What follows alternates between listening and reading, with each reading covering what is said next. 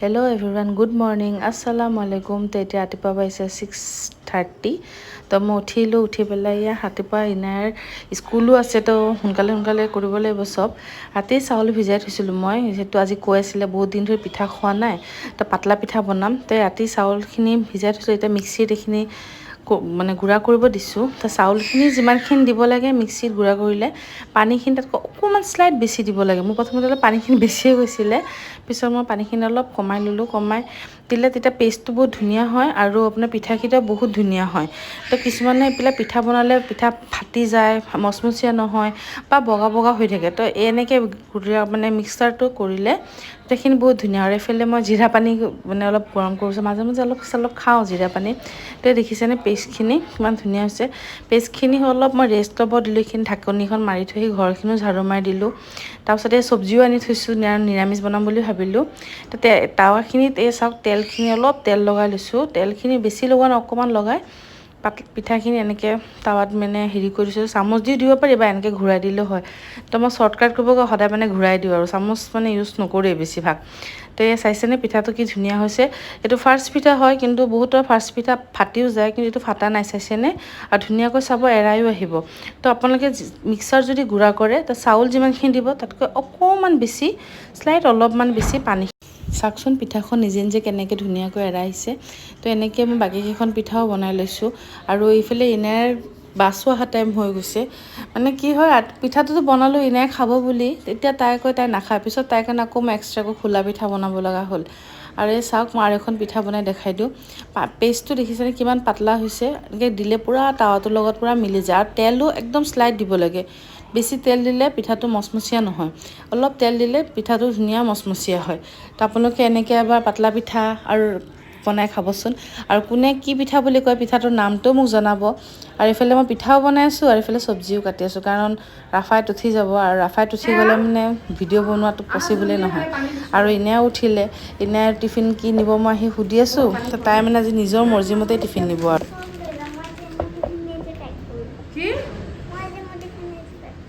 কি নিবা তুমি? কল এটা লৈ যোৱা, কল এটা লৈ লোৱা।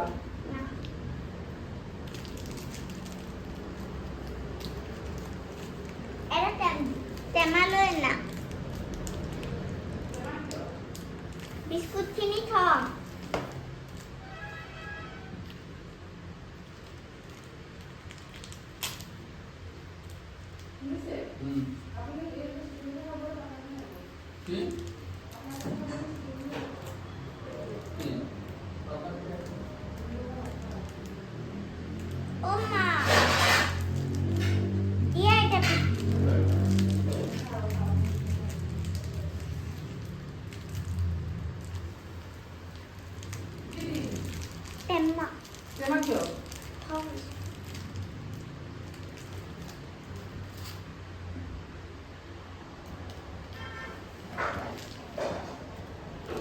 আজি পিঠা বনোৱাৰ কাৰণে ইনাৰ ঈদ লাগি গ'ল আৰু ক'ব লাগিলে।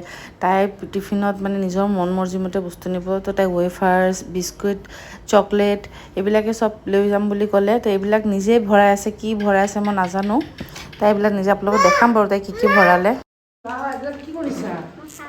এই চকলেট ইমান লৈ কিয়?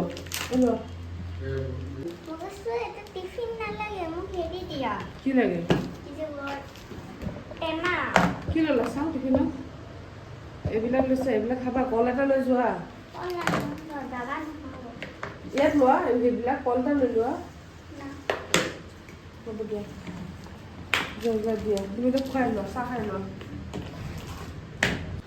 মই টিফিনত বেছিভাগ আপোনাৰ ৰুটি ভাজিয়ে দিওঁ, কাৰণ তাই ৰাতিপুৱা একো খাব নোখোজে। এতিয়াও দিছেনে খাব দিওঁতে কিমান, প্ৰথমতে পাতলা পিঠা খাম বুলি ক'লে বনালোঁ, পিছত কয় নাই নাখাওঁ, খোলা পিঠা খাম। আকৌ খোলা পিঠা বনালোঁ, এতিয়াও তাই সেই ধৰি পেলাই কিবা কিবি কৰি আছে, একদম খাবলৈ ইচ্ছা নকৰে। কিন্তু আজি মানে ৰুটি নিনিয়ে বুলি নিনি পেলাই এতিয়া সেয়া কৰি আছে। খোৱাৰ সময়ত মানে বহুত প্ৰব্লেম তাইৰ। স্কুল থাকিলে মানে ৰাতিপুৱা বহুত প্ৰব্লেম হয়। খোৱাটো মানে খাওঁতে 1 ঘণ্টা লাগি যায়। সেইকাৰণে ৰাতিপুৱা তাইক মই 6:30 উঠাই দিওঁ আৰু।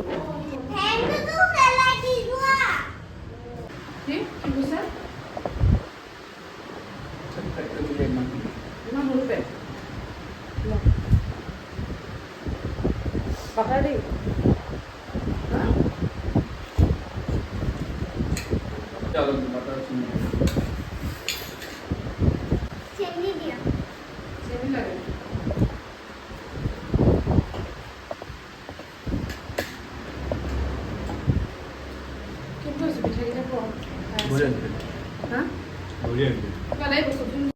তো ইনা পিঠা খালে, আধা পিঠা খাই উঠি গ'ল। তাৰপিছত মই গালি পাৰিছোঁ যে কিবা এটা খোৱা, কল এটাকে খোৱা, কাৰণ কল টিফিনতো নিনিলে। পিছত কল এটা লৈ পেলাই সেয়া খেলি আছে। আৰু এইটো সময়তে মানে তাই বাছ অহাৰ টাইমো হৈ গ'ল, কাৰণ 8টা বাজি গ'ল। 8টা বজাত তাই বাছ আহে। ময়ো বহি চাহ খাব লওঁতে বাছো আহিলে, আৰু তাই দৌৰ বাছ অহা দেখি মানে বাছ আহিলে বেগ নলয় আৰু তাই মানুহজনী আগতে যায়গৈ। পিছত সেয়া বাছটো গৈ আছে, মই ওপৰৰ পৰা চাই আছোঁ, বাছটোও গ'ল। তাৰপিছত মোৰ এইফালে চব্জি কাটাও হৈ গ'ল। ৰাফায়ত শুই আছে, তো ভাবিলোঁ তেনেহ'লে 9টা বাজিয়ে গ'ল যদি অলপ মই ৰেষ্ট লোৱাৰ পিছত চব্জিখিনিও বনাই লওঁ। তো আজি দেখিছেনে গোটেই যিমান চব্জি আছিলে কাটি ল'লোঁ। আৰু এইখিনি শুকান মাছ হয়। তো শুকান মাছ আপোনালোকে কোনে কোনে খাই ভাল পায় আৰু কেনেকৈ বনায় মোক কিন্তু কমেণ্ট কৰি জনাব দেই। তো শুকান মাছখিনি মই প্ৰথমতে ধুনীয়া কৰি তাৰ ওপৰৰ মাথাখিনি, মূৰটো আৰু নেজখিনি কাটি পেলাই অলপ নিমখ দি গৰম পানীত সিজাব দিলোঁ। আৰু এইফালে কুকাৰো বহাই দিলোঁ। চব্জিখিনি মই কুকাৰতে বনাম, বহুত সোনকালে হৈ যাব আৰু বহুত টেষ্টিও হয় চব্জিটো। মানে চবেই কয় আৰু খাই পেলাই যে নাই চব্জিটো ভাল বনাওঁ বুলি। তো এই তেল দি পিঁয়াজখিনি ভাজিব দিলোঁ, আৰু এইফালে শুকান মাছখিনিও সিজোৱা হৈ গ'ল। তো কুকাৰত যেতিয়া পিঁয়াজখিনি মানে দুটা একেলগে বহাওঁ নহয়, তাৰ মানে কনফিউজ হৈ যাওঁ কেতিয়াবা, ক'বলৈও মানে মোৰ খেলি মেলি লাগি যায়। তো পিঁয়াজখিনি ইয়াত ভাজা হোৱাৰ লগে লগে মই নিমখ, হালধি, আদা নহৰু পেষ্ট আৰু জিৰা গুড়া, জলকীয়া গুড়া অলপ দিছোঁ, কাৰণ নহ'লে বেছি জ্বলা হ'লে এনে খাব নোৱাৰিব। জলকীয়া গুড়া চব দি পেলাই অলপ ভুনি পেলাই, তাৰপিছত ইয়াত মগু দালি আৰু বুটৰ দালি দিছোঁ। মচুৰ দালি যিহেতু দিয়া নাই, যিহেতু আব্বাই মানে ইনায়াৰ দাদাৰ অলপ প্ৰব্লেম হৈ আছে, ইউৰিক এচিড বাঢ়িছে, সেইকাৰণে মানে মচুৰ দালিটো আমি এভইড কৰোঁ।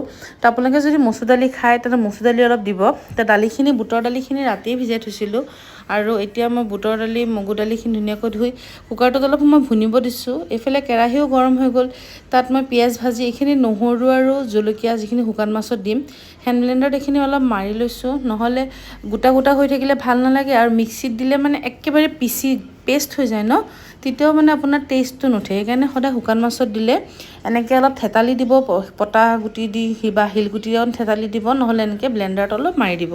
আৰু যদি মিক্সাৰত মাৰে তেনে মিক্সাৰটো শ্লাইড ঘূৰাই পেলাই অফ কৰি দিব, তেতিয়া চাব মানে কাটা অলপ হেৰি হয়, তেতিয়া টেষ্টটো ভাল উঠে। তো এইফালে মই চব্জিখিনি অলপ কুকাৰত দি পেলাই ভুনিব দিলোঁ, আৰু এইফালে আপোনাৰ পিঁয়াজখিনি ভাজিলোঁ। এইফালে তেখেতে আহিলে বজাৰ লৈ কিবাকিবি আনিছে, আনিলে দি থৈ গ'ল মোক। আৰু এইফালে মই এইখিনি ধুনীয়াকৈ ব্ৰাউন কালাৰ হোৱালৈকে অলপ কমাই দিছোঁ গেছ, কাৰণ দুটা সমানে জ্বলাইছোঁ, পিঁয়াজখিনি পুৰি যাব। এইখিনি দেখিছেনে ধুনীয়াকৈ ব্ৰাউন কালাৰ হৈ গ'ল পিঁয়াজ আৰু নহৰুখিনি। তাৰপিছত হালধি গুড়া আৰু নিমখ দিছোঁ, জলকীয়া গুড়া মই অলপ দিছোঁ, বেছি দিয়া নাই, আৰু পানী দি ভুনিব দিছোঁ। শুকান মাছ বনালে মানে জিৰা গুড়াটো দিব নালাগে, জিৰা গুড়া দিলে টেষ্টটো ইমান ভাল নহয়, সেইকাৰণে জিৰা গুড়াটো মই এভইডেই কৰোঁ। খালি কেঁচা জলকীয়া আৰু বেছিকৈ দিওঁ, কাৰণ শুকান জলকীয়া দিলে, গুড়াটো দিলে মানে গেছ হৈ যায়, বেছি সম্ভাৱনা থাকে। যিহেতু শুকান মাছটো গেছৰ একদম মেইন হয় ন, তো আপোনালোকে শুকান মাছ বনালে বেছিভাগ চেষ্টা কৰিব কেঁচা জলকীয়াটো বেছিকৈ দিব, যাৰ যিমান জ্বলা হয়। তো আমি বহুত জ্বলা খাওঁ, ভাল পাওঁ শুকান মাছত, সেইকাৰণে মানে কেঁচা জলকীয়াটো বেছিকৈ দিছোঁ। আৰু এই শুকান মাছখিনিও এতিয়া দি দিছোঁ, দি পেলাই শুকান মাছখিনি দিয়ে অলপ পানী দি পেলাই মিডিয়াম ফ্লেমটো মানে কমাই দি মই এইখিনি ভালকৈ ভুনিব দিম, যে মাছখিনি ভালকৈ ভুনা হৈ যায় আৰু একদম গলি যায়। তাৰপিছত এইফালে চব্জিখিনিও ভুনা হৈ গ'ল, পূৰা চব্জি যিখিনি পানী ওলাইছিলে পানীখিনি পূৰা শুকাই গ'ল। তাৰপিছত অলপমান গৰম পানী মানে এড কৰিব লাগিব, ঠাণ্ডা পানী এড কৰিলে কি হ'ব, চব্জিখিনি সিজোতে বহুত টাইম যাব, সেইকাৰণে অকণমান গৰম পানীয়ে মই এড কৰিছোঁ। আৰু যিহেতু কুকাৰত বনাইছোঁ ন, আৰু ভুনাও হৈ গৈছে, তো ইমান এটা চিটি মাৰিলে হৈ যাব, সেইকাৰণে যিমানখিনি চব্জি আছে সিমানখিনিয়ে পানী দিছোঁ, মানে চব্জি আৰু পানীৰ লেভেলটো এক সমান ৰাখিছোঁ। যদি চব্জিতকৈ আপুনি পানী বেছি দি দিয়ে, তেতিয়া পানীটো মানে বেছি পাতলা হৈ যাব চব্জিটো, আৰু টেষ্ট নালাগিব। আৰু এইফালে শুকান মাছখিনি ধুনীয়া ভুনা হৈ গৈছে, পূৰা ভুনি গৈ পেলাই একদম পিঁয়াজৰ লগত মাছখিনিও একদম পূৰা গলি মিক্স হৈ গৈছে। আৰু বেঙেনাখিনি দি মই অলপ পানী দিছোঁ, বেঙেনা মানে আপোনাৰ কিমান হ'ব, আধা কাপমান পানী হ'ব, বেছি পানী দিয়া নাই, কাৰণ বেঙেনাখিনি ভাজা হ'লে ন টেষ্টটো বেছি ভাল হয়। সেইকাৰণে পানীখিনি দি পেলাই মই গেছটো মিডিয়াম ফ্লেমত ৰাখিছোঁ, কাৰণ বেছি ফ্লেম দিলে আপোনাৰ পানীখিনি শুকাই যাব, বেঙেনাখিনি নিসিজিব আৰু টেষ্ট নুঠিব, আকৌ পানী দিব লাগিব। তো মই এনেকৈ মিডিয়াম ফ্লেমতে দি পানীখিনি কমাই দি বেঙেনাখিনি মানে মিডিয়াম ফ্লেমতে দি ভাজা কৰিছোঁ। আৰু চব্জিখিনি এটা চিটি মাৰাৰ লগে লগে ইয়াত আপোনাৰ নৰসিংহ পাত তেখেতে আনি দিছিলে, নৰসিংহ পাত আৰু পাঁচফোৰণ দি পেলাই বাগাৰ দিছোঁ। আৰু এয়া চাওক এইখিনিলে মাছখিনি, শুকান মাছখিনিও হৈ গ'ল, এয়া শুকাই গৈছে। ইয়াত পানীখিনি মই ইমানখিনি ৰাখিছোঁ কাৰণ ইয়াতকৈ আৰু বেছি শুকাবলৈ নালাগে, কাৰণ যিহেতু মই 10টা 10:30মান বজাত মোৰ হৈ গৈছে ৰন্ধা, আৰু খাওঁতে খাওঁতে বাজিব 1টা 1:30, তো আকৌ গৰম কৰিব লাগিব, সেইকাৰণে আৰু বেছি মই হেৰি কৰা নাই। আৰু এয়া চব্জিখিনি ইয়াত চাইছেনে কালাৰটো ইমান ধুনীয়া হৈছে। ইয়াত মই একো আপোনাৰ এড কৰা নাই, কাশ্মীৰী মিৰ্চ মানে এড কৰা নাই ইয়াত মই। তো মোৰ তৰকাৰীখিনি হৈ গ'ল, শুকান মাছৰ তৰকাৰীখিনি মই ইমানখিনিয়ে ৰাখিলোঁ। আৰু চব্জিখিনি আপোনাৰ ৰঙালাও আৰু বিলাহী দিয়াৰ কাৰণে কালাৰটো আহিয়ে গ'ল। আৰু মোৰ ৰন্ধাও হৈছে, গেছটো মানে বন্ধ কৰাৰ সময়তে ৰাফায়তো উঠি আহি গ'ল। তাৰপিছত তাৰ আব্বাই তাক আজি চুলিখিনি কাটাম বুলি ভাবিলোঁ, তাত দেখিছেনে তাৰ চুলিখিনি কি অৱস্থা সিহঁতৰ।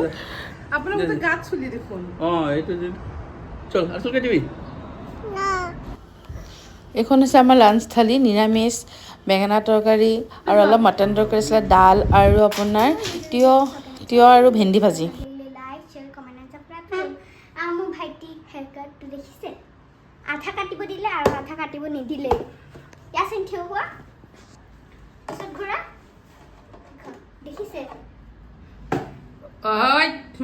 স্কুলৰ পৰা আহি গা পা ধুই ৰেডি, আৰু এনে অহাৰ লগে লগে ৰাফায়তে দেখিছে নেনেৰ লগত ইমান মাৰি থাকে, ছোৱালীজনীক ইমান বদমাচি কৰে নহয়, কি ক'ম আৰু। তো আপোনালোকে মোক গোটেই ভিডিঅ'টো চোৱাৰ কাৰণে থেংক ইউ। ভিডিঅ'টো চাই ভাল লাগে please like, share, comment and subscribe কৰি দিব।